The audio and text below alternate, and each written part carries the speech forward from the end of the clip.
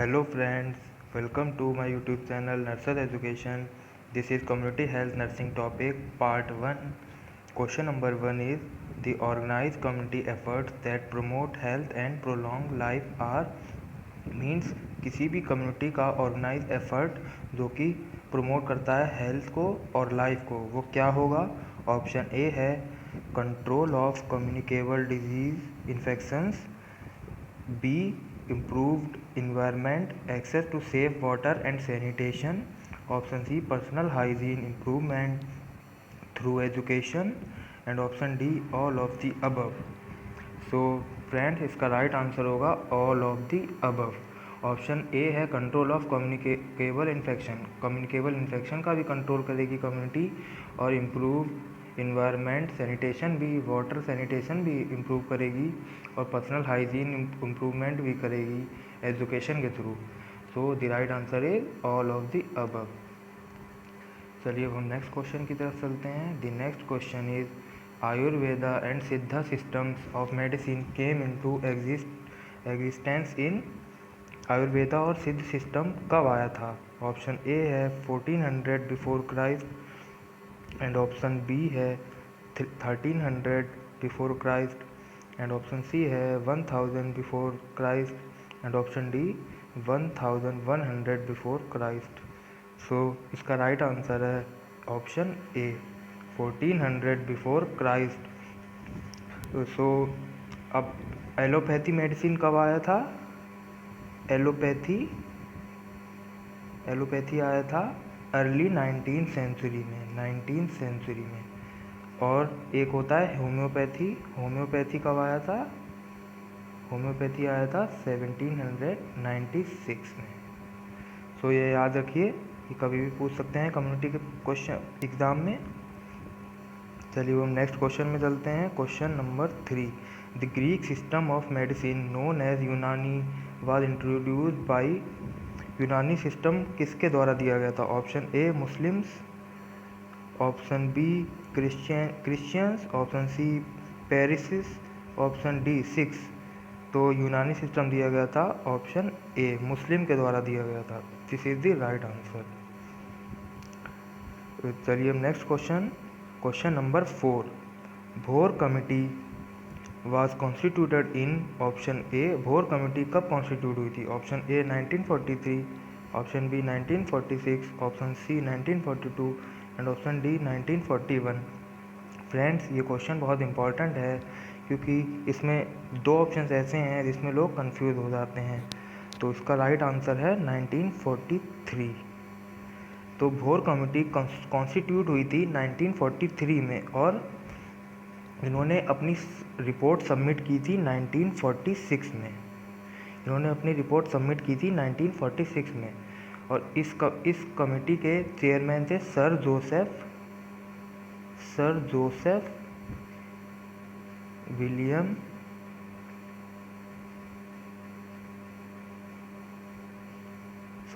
William भोर. ये थे इनके चेयरमैन. तो इन्होंने ये कमेटी के चेयरमैन थे, और इस कमेटी का कॉन्सेप्ट था प्राइमरी हेल्थ सेंटर. ये बहुत इंपॉर्टेंट है, इस कमेटी से रिलेटेड क्वेश्चन पूछ सकते हैं. चलिए नेक्स्ट क्वेश्चन की तरफ चलते हैं. Question number 5. CHEB stands for. Option A central health education bureau, option B central health environmental bureau, option C central health educative bureau, and option D central health efficiency bureau. So CHEB stands for option A central health education bureau. This is the right answer. So the next question number 6. Subjective sense of feeling unwell is. Unwell feel करने का subjective sense क्या होगा? Option A illness, option B sickness, option C disease, and option D mortality. So the right answer is option A illness. Now the next question is question number 7. How many dimensions of health are there? So friends, इसके concept अलग अलग book में अलग अलग दिए हुए हैं, but इसका राइट आंसर होगा 6। इसमें ऑप्शन में नहीं दिया हुआ है, इसका राइट आंसर होगा 6। कौन कौन सी डायमेंशंस होती हैं? डायमेंशंस होती हैं इसकी physical, mental, social, spiritual, emotional and vocational. ये इसकी 6 डायमेंशंस मेन होती हैं। इसका आंसर यही होगा। अलग अलग बुक में अलग अलग दिए रहते हैं। मैंने जहाँ से क्वेश्चन लिया उसमें भी ऐसे ऑप्शन दिए हैं जिसमें आंसर नहीं दिया हुआ है, तो इसका राइट आंसर है 6। लेकिन अगर WHO पूछा था WHO ने कितने डायमेंशंस दिए हैं, तो WHO ने सिर्फ 3 डायमेंशंस दिए हैं। WHO ने दिए हैं फिजिकल, मेंटल एंड सोशल। ये याद रखना फ्रेंड्स, बहुत इंपॉर्टेंट है। चलिए अब नेक्स्ट क्वेश्चन की तरफ चलते हैं। Next question number 8 is quantity and quality of an individuals interpersonal ties and extent of his involvement with the community is option A financial health, option B social health, option C occupational health and option D spiritual health। means quantity and quality of an individual जो है जब किसी community से involve हो जाती है तो उस किस पे इफ़ेक्ट पड़ता है। Option A financial health and option B social health. So the right answer is social health. अगर यहाँ पे कम्युनिटी की बात की जा रही है तो सोशल हेल्थ है। This is the right answer. Now the next question is theory of concept of causation of disease. Means theory of concept of causation of disease कौन सी थ्योरी है? तो इसके ऑप्शंस हैं contagion theory, option B health triad, option C Pavlov theory and option D Maslow hierarchy. So the right answer is contagion theory. तो इस theory में दिया गया था कॉजेशन ऑफ डिजीज़, इसका कॉन्सेप्ट था कॉजेशन ऑफ डिजीज़। तो this is the right answer. So the next question is question number 10। Henle Koch postulates explains option A contagion theory, option B germ theory, option C epidemiological trait theory, option D health determinant theory। So Henle and Koch postulate ने explain किया था germ theory को। This is the right answer. इस theory में क्या कहा गया था? जर्म थ्योरी में क्या कहा गया था? जर्म थ्योरी में कहा गया था कि माइक्रो ऑर्गेनिजम्स जो होते हैं, माइक्रो ऑर्गेनिजम्स जो होते हैं वो पैथोजन होते हैं। माइक्रो ऑर्गेनिजम्स आर पैथोजन्स होते हैं और जर्म्स होते हैं। पैथोजन्स होते हैं और जर्म्स होते हैं जो कि डिजीज़ को विच लीड्स टू डिजीज़, जो कि बीमारी को बढ़ावा देते हैं, बीमारी पैदा करते हैं। और इन्होंने ये भी कहा था कि ये बहुत स्मॉल होते हैं जो कि हम सिर्फ माइक्रोस्कोप से देख सकते हैं। इन्होंने ये थ्योरी दी थी। तो this is the right answer. चलिए नेक्स्ट क्वेश्चन की तरफ चलते हैं। Question number 11। Action which hurts the progress of disease at its incipient stage and prevents complications relates to which stage of prevention. Option A primary, option B secondary, option C tertiary and option D all of the above. So इसमें क्या पूछा गया है friend? हम लोग question की तरफ देखते हैं। Action which hurts the progress of a disease at its incipient stage and prevents complication relates to which stage of prevention. So means यहाँ पे डिजीज़ हो चुकी थी, डिजीज़ को रोका गया है और उसको कॉम्प्लिकेशन से प्रिवेंट किया गया है। Means option B is right, secondary prevention. तो हम बात कर लेते हैं फ्रेंड्स प्राइमरी प्रिवेंशन में क्या होता है। तो प्राइमरी प्रिवेंशन में होता है इसमें हम प्रिवेंट करते हैं टू गेटिंग ए डिजीज़, मतलब बीमारी होने से पहले ही प्रिवेंशन करते हैं हम। जैसे कोरोना के वक्त हम प्रिवेंशन करते हैं मास्क, PPE और सोशल डिस्टेंसिंग का पालन करते हैं। तो ये हमारा एक प्रिवेंशन हो गया, प्राइमरी प्रिवेंशन का टाइप। अब सेकेंडरी प्रिवेंशन क्या होता है? सेकेंडरी प्रिवेंशन होता है to detect a disease early and prevent. Means disease को डिटेक्ट करना और उसको ट्रीट करना। तो this is the right answer. And option C tertiary prevention क्या होता है?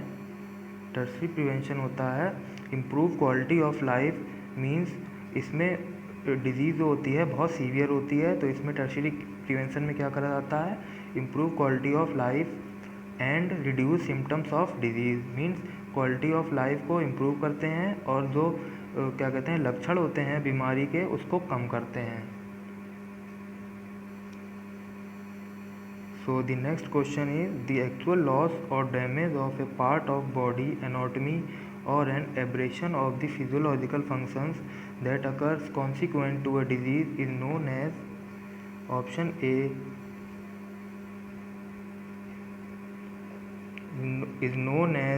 option A disease, option B impairment, option C disability and option D handicap।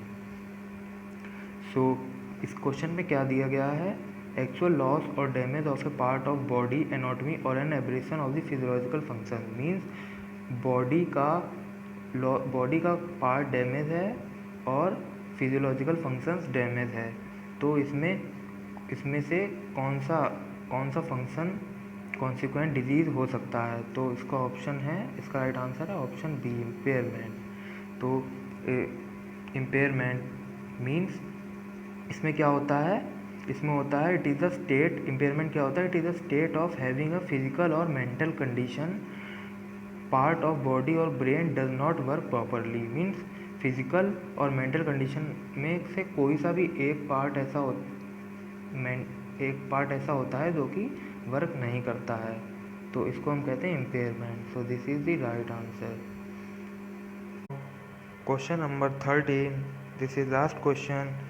The trained MLHPS would broadly be expected to option A implement national programs, option B administration and management at health and wellness centers, option C preventive promotion and curative care and option D all of the above। MLHPS होते हैं जो कि trend होते हैं और उनके क्या क्या फंक्शंस होते हैं, तो MLHPS क्या होते हैं हम इसकी बात कर लेते हैं। MLHPS होते हैं middle level health provider, middle level health provider. तो MLHPS क्या होते हैं, मिडल लेवल हेल्थ प्रोवाइडर्स, जिनके ये तीनों फंक्शंस होते हैं, implement national program, administration and management at health and wellness centres, preventive promotive and curative care. So option D is the right answer, इसका आंसर है ऑप्शन डी। सो फ्रेंड्स, इसी के साथ हम अपनी वीडियो यहीं पे एंड करते हैं। अगर आपको वीडियो अच्छी लगी तो लाइक कर दीजिए, अगर आप हमारे चैनल पर नए हैं तो चैनल को सब्सक्राइब कर लीजिए और बेल आइकन दबा दीजिए, जिससे कि हम अगर कोई नई वीडियो अपलोड करें तो आपको उसकी नोटिफिकेशन मिल जाए। Thank you.